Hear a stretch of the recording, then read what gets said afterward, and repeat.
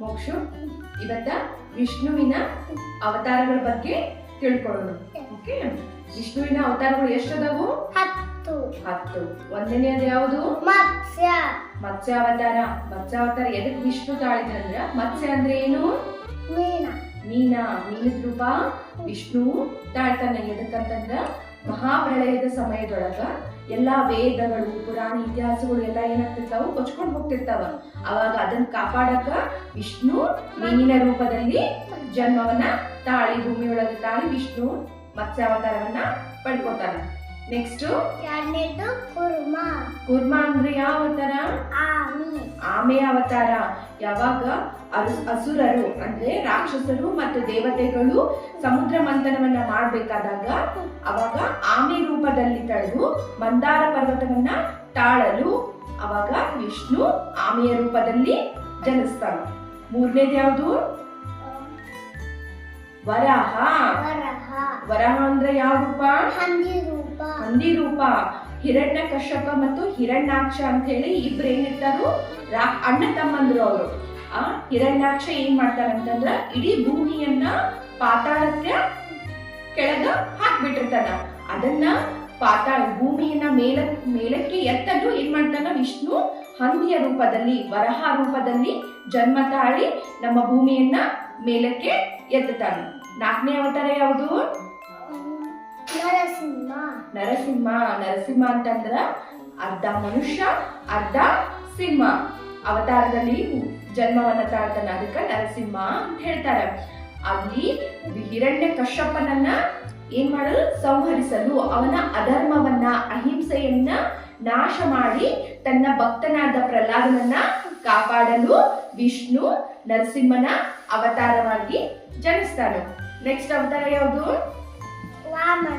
ವಾಮನ ಅಂದ್ರೆ ಬ್ರಾಹ್ಮಣ, ಒಬ್ಬ ಒಟ್ಟು ಸಣ್ಣ ಒಬ್ಬ ಬಾಲಕನ ರೂಪ ವಿಷ್ಣು ಜೀವ ತಳೆದು ಅವಾಗ ಏನ್ ಮಾಡ್ತಾನೆ ಅಂತಂದ್ರೆ ನಮ್ಮ ಮಹಾಬಲಿ ಚಕ್ರವರ್ತಿ ಅಂತ ಒಬ್ಬವ ಚಕ್ರವರ್ತಿ ಇರ್ತಾನ. ಅವನ ಬಹಳ ಅಹಂಕಾರ ಇರ್ತೈತ. ಅವಾಗ ಆ ಅಹಂಕಾರವನ್ನ ಏನ್ ಮಾಡ್ತಾನ?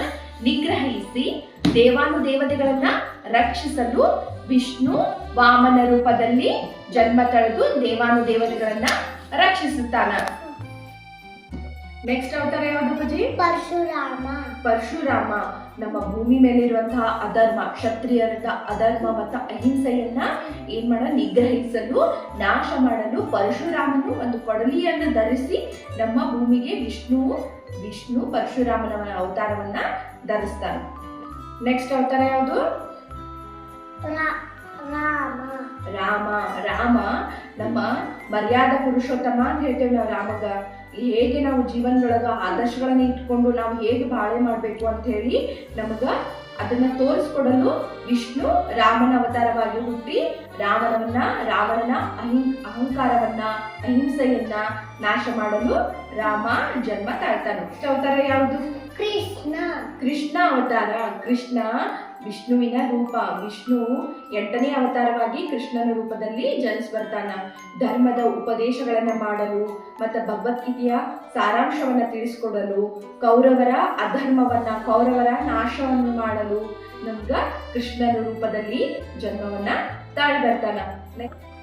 ನೆಕ್ಸ್ಟ್ ಅವತಾರ ಯಾವುದು? ಬುದ್ಧ. ಎಲ್ಲದನ್ನ ನಾವು ಏನ್ ಮಾಡುದು? ಹಿಂಸೆಯಿಂದ ಗೆಲ್ಲಕ್ ಸಾಧ್ಯ ಇಲ್ಲ. ಅಹಿಂಸೆಯಿಂದ, ತಾಳ್ಮೆಯಿಂದ, ಪ್ರೀತಿಯಿಂದ ನಾವು ಗೆಲ್ಬಹುದು ಅನ್ನೋದಕ್ಕ ತಿಳಿಸ್ಕೊಡಾಕ ವಿಷ್ಣು ಬುದ್ಧನ ರೂಪದಲ್ಲಿ ಜನ್ಮ ತಾಳಿ ಬರ್ತಾನೆ. ನೆಕ್ಸ್ಟ್ ಅವತಾರ 10ನೇ ಅವತಾರ ಯಾವುದು? ಕಲ್ಕಿ. ಕಲಿಯುಗದಲ್ಲಿ ಅಂತ್ಯದಲ್ಲಿ ಭವಿಷ್ಯದೊಳಗ ಹುಟ್ಟಿ ಬರ್ತಾನ ಕಲ್ಕಿ ಅಂತ ಹೇಳಿದಾರ.